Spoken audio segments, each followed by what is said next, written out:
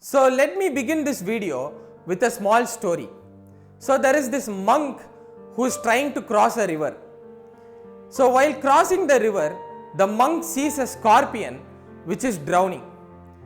So the monk, he picks up the scorpion in his hand and he tries to cross the river. So the scorpion stings the monk. It stings him again and again, but still the monk doesn't let go of the scorpion. He gets to the other side and then he lets go of the scorpion on the other side. So a guy who has been watching all these events occur, he asked the monk, so the scorpion is stinging you again and again, why don't you just let the scorpion drown? The monk replies, scorpion knows only to sting.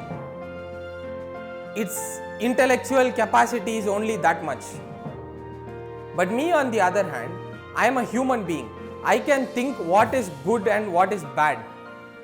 I thought I would do some good by saving this scorpion. So even if somebody doesn't recognize that they are being helped, or even if somebody doesn't recognize that they need help, we should still help them if we know they can be helped. So think about this. Let's say your friend has a toxic relationship. She is constantly getting abused by her partner. She is suffering. So in this case, she might be more emotionally attached to her partner. But the best thing to do may not be staying with that partner.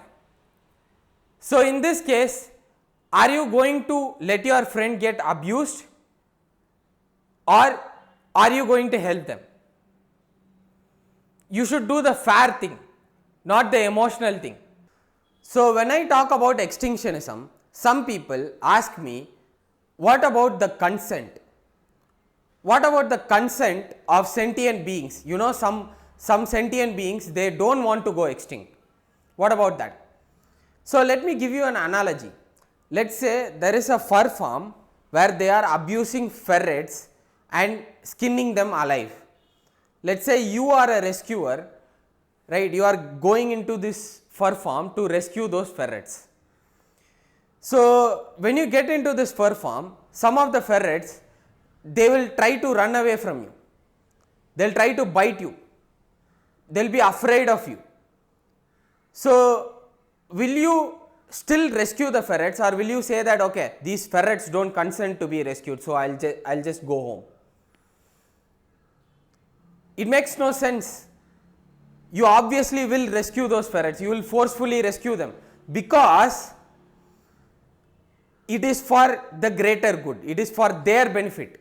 This is where you have to understand the difference.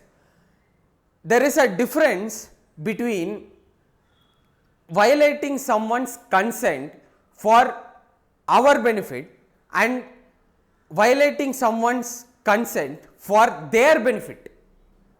Let's take another example. So in India, there is a stray dog problem. So the government and the animal shelters over here, they try to sterilize these stray dogs. So when the vans come into the streets to sort of catch these stray dogs, they run like hell.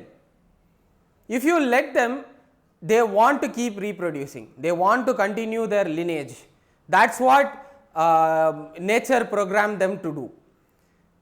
But if a dog has 6 puppies, out of those 6 puppies, 2 of them will die in accidents.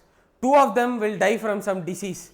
2 of them, the last remaining 2 will be the unluckiest ones, because they have to live every day with starvation, thirst, continuously searching for food and water, skin diseases, harsh weather conditions.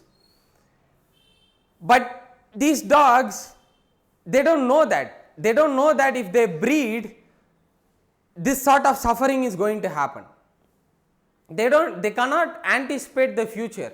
They cannot think. They cannot, think about philosophy. They cannot think about what is right and wrong. So we take that decision for them.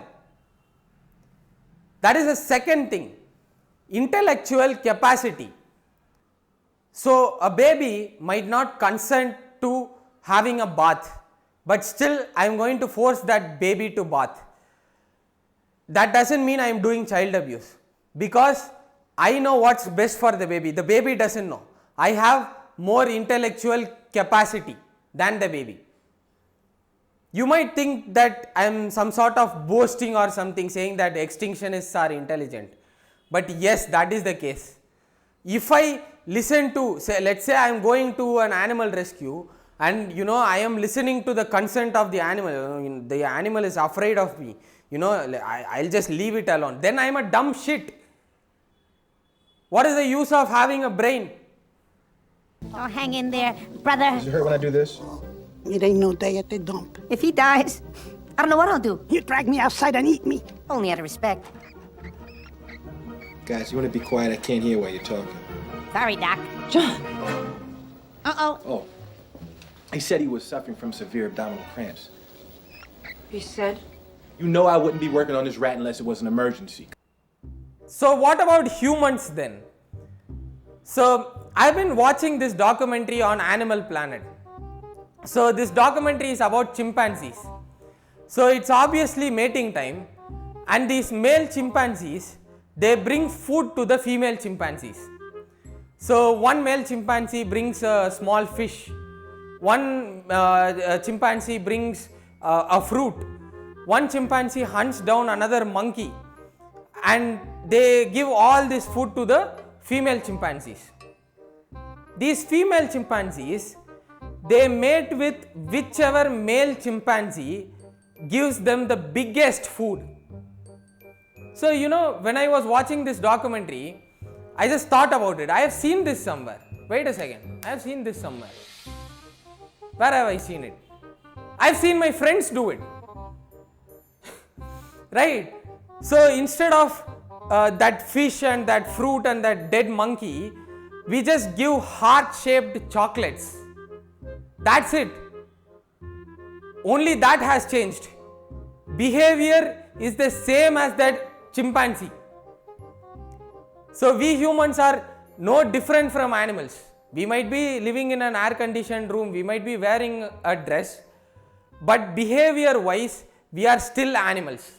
Intelligence and philosophical capacity of modern humans, so-called modern humans, is still as that of animals. So consent and rights, these are all concepts made by us to protect victims from suffering. But if the concept of consent and rights themselves stand in the way of preventing suffering, then they don't have to be minded.